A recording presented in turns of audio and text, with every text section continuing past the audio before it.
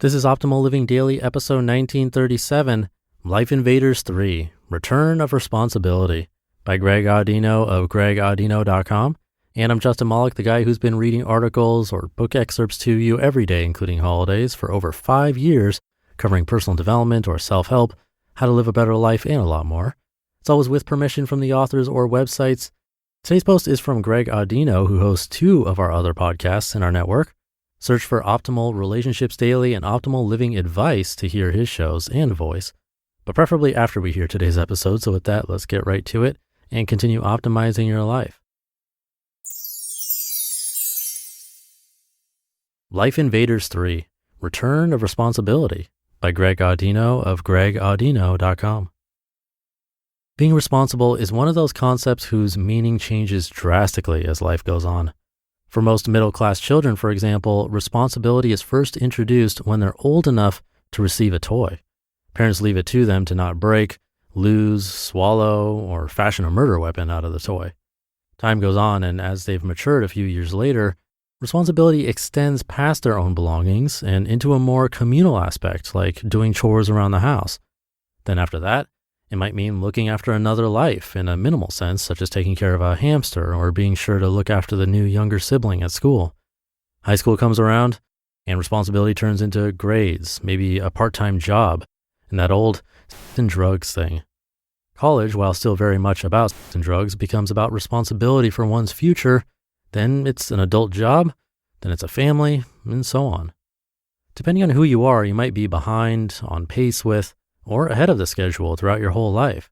You might f things up as a kid and then right the ship in your 30s, or you might be too responsible as a kid, and by your 20-year high school reunion, you're the spectacular downward spiral that makes your old classmates feel better about their lives. There is, however, a crossroads on the path of responsibility that nearly everyone takes a wrong turn at, no matter how many times they find themselves there. Before I go there, however, I think it's valuable to share with you the experience I had with a book I read recently. The book is called Busting Loose from the Money Game, written by Robert Scheinfeld. But busting loose from the money game is hardly about money and more about our perception of reality. In short, Scheinfeld believes, backed by studies in quantum physics, that everything we experience in life is a hologram, if you will. That every single thing you know, including me, dolphins, the sky, and your parents, are mere projections coming from a reality that exceeds time and space. He states that we are all playing what he refers to as the human game, and every limit we think that exists in our version of reality is really only there because our limiting beliefs have made them so. So not having enough money, for example. Therefore, Scheinfeld makes it known immediately upon opening the book that the book itself is an invitation to overcome any limit you know in life, because in it he shares a process that you can apply in any stressful situation. The trick is that the more you apply and come to believe in this process, slowly but surely the walls of life will be broken down and you'll eventually be living in a utopia of sorts. I don't want to share with you the entire process, as I'd rather not reveal the whole core of the book. It's better that you read it for yourself. But part of the process includes acknowledging any stress in your life as being manifested by you and your set of beliefs up until that point. Now, that probably sounds absolutely banana-lands, but personally, I love this book. At first, it pissed me off because I felt it was severely minimizing all significant relationships in my life, which it is, but in keeping pace with my little philosophy of hearing everyone out, I stayed with it, and I found a new and unexpected value in it, and to me, the value doesn't have much to do with whether or not you believe what he's saying, but it does have a lot to do with responsibility. Entertaining ideas as outlandish as Scheinfeld's is key for harvesting a more open mind towards all things in life.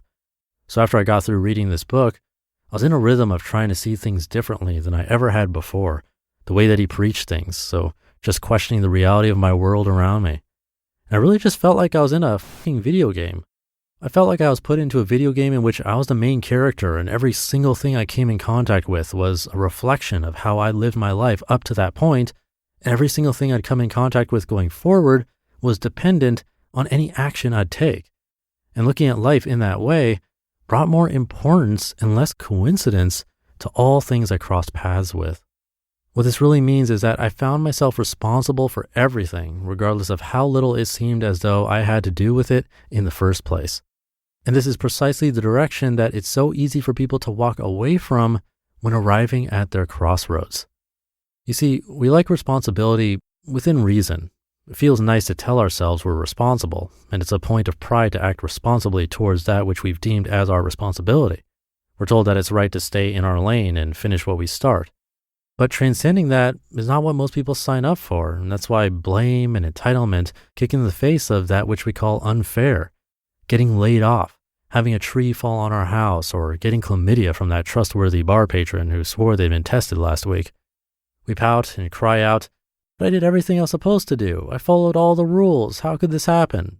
Or depending on the situation, sometimes we'd like to deflect responsibility and say, it's the government's fault. We need to change the government. Or, it's in God's hands. That's not very nice. I bet God doesn't like that. And sure, if you're part of the 99.9% of the world that doesn't buy into Scheinfeld's theory, then no. Things like this aren't a result of anything you've done. But they've been put into your life regardless, and what happens next is up to you. The trick is this, guys. For as much as we like reverting back to childhood and blaming others for our problems and giving up when unfair stuff happens to us, there's an unexpected catharsis that comes with taking on more responsibility, because that brings us a greater sense of control over our own lives.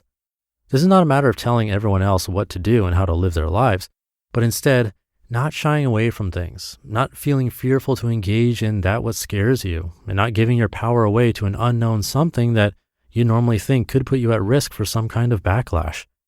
Taking deliberate responsibility for things that aren't a part of your plan gets you comfortable with the uncomfortable, and obtaining this fearlessness and courage to step away from your plan if need be puts you back in the driver's seat and helps you rise to the occasion of life. See a baby on someone's doorstep? Don't wait for them to find it. Go f***ing handle it. See someone getting bullied? Step in. F***ing handle it. So the reason this is titled like a video game is that that's my challenge for you today. No, you don't have to buy into what everything Robert Scheinfeld is saying, but get out there, broaden your horizons, and pretend you're in a video game in which this is all fake and everything in front of you is there because you put it there. It's there for a reason. Everyone and everything has the ability to guide you, and reacting to all of it properly, responsibly, and attentively is the only way to level up. You just listened to the post titled Life Invaders 3, Return of Responsibility by Greg Audino of gregaudino.com.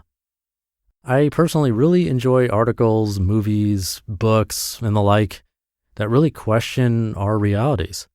There's one YouTube video I shared in the oldpodcast.com weekly newsletter a few weeks back that still enters my mind from time to time when I find myself judging other people or feeling excessively affected by someone else's actions.